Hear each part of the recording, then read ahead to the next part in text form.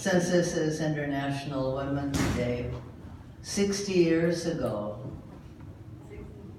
that's 1958, Wow. when I was a little girl, and I really was a little, like 104 pounds.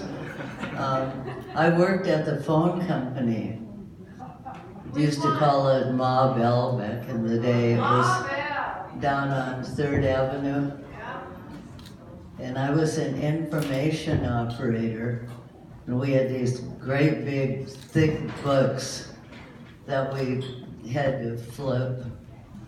And you were supposed to take, in 1 minute, maybe 6 calls. And we could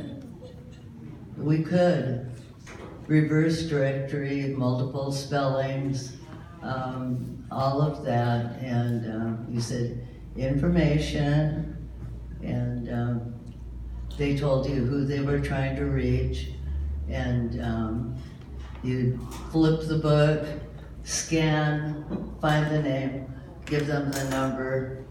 You knew how to spell every single name several different ways. And I was 19, and we didn't have a union steward, not in our office. And there were, if you remember this, there were several floors of all operators. And then they invented direct distance dialing. Anybody remember that? Yes.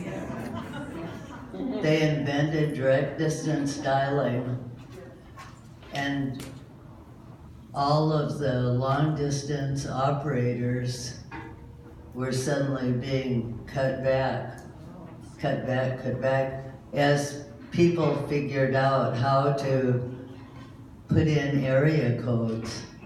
Those jobs weren't necessary anymore.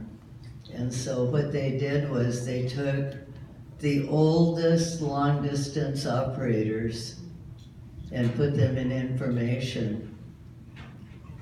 Not the young ones who could lift the books and quickly scan for the numbers, but the older operators, so they could screw them out of their retirement. And so we had these very menacing supervisors who were really company chicks, tapping their toes and leaning over them, snapping at them, pulling them off the board, lecturing them, just harassing them, trying to get them to quit. And so there we were, this huge room of operators, and in one area, these old women, who were probably kids compared to me now, but they seemed like really old women at the time. And they'd be crying. They'd be so upset, they'd be crying. They'd come out into the break area and they just put their heads down and sob because they needed their jobs. You know, people need their jobs. You know, even when rent was like $35 a month, you still needed that $35 a month. You need a roof. And so we watched them. Jeannie Thomas was one of my coworkers, a Muckleshoot, Warm Springs gal. You know, we just watched, and we said, well, somebody ought to do something. What's the answer to that, Gary? I am somebody. So we watched that and we thought, where is the union? We all paid union dues. Where's the damn union? What are they doing? And so one day I just couldn't Anybody watch Snapped? I just got up. I had on this little headphone with a little mouth thing, like your kids use when they play video games now, with a plug-in. I pulled my plug and I said, "I'm going to the Union," and walked out by myself. I thought I was by myself.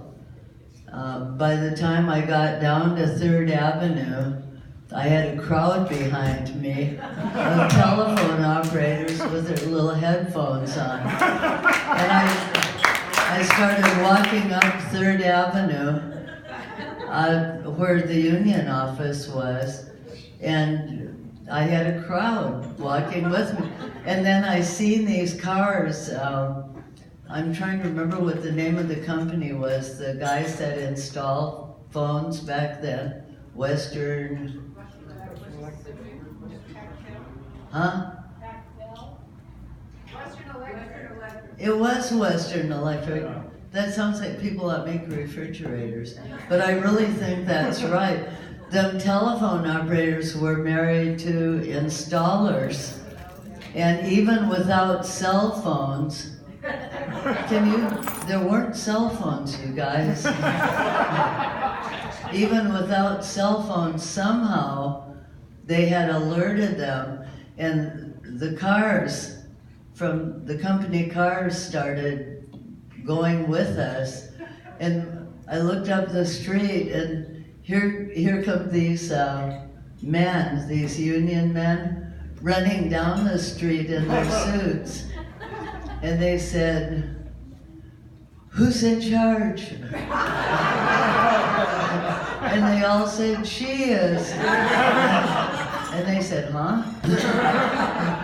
And you know, when you're trying to explain something like that, I know how you guys feel when you're trying to explain a disaster. You just go, but we told them, "You're our union, you're supposed to be doing something about this." They're trying to make them quit. They're bullying them. They can't learn it, and they can't lift the books, and you've got to do something about it. And they did. They transferred them all back to long distance, and they gave us a batch of young girls that really could learn how to be information operators. And I won't say that anybody lived happily ever after. But you know, my dad used to be a union steward. And it's important to have a union steward on the job. Right. And, you know, when they have that many people they're representing and they have absolutely no one assigned to advocate, you know, you do have to take things into your own hands. But you know what, it's International Women's Day, and I had somebody not too very long ago tell me, "My sister used to work with you and you're her hero." And I said, "Oh, where did she work with me at?" Thinking it would be Boeing or something LASME, something a little more current. She said, "The phone company." "Don't you remember?" I said, "Actually, I hadn't thought about that for years and years." So somebody out there remembers all this.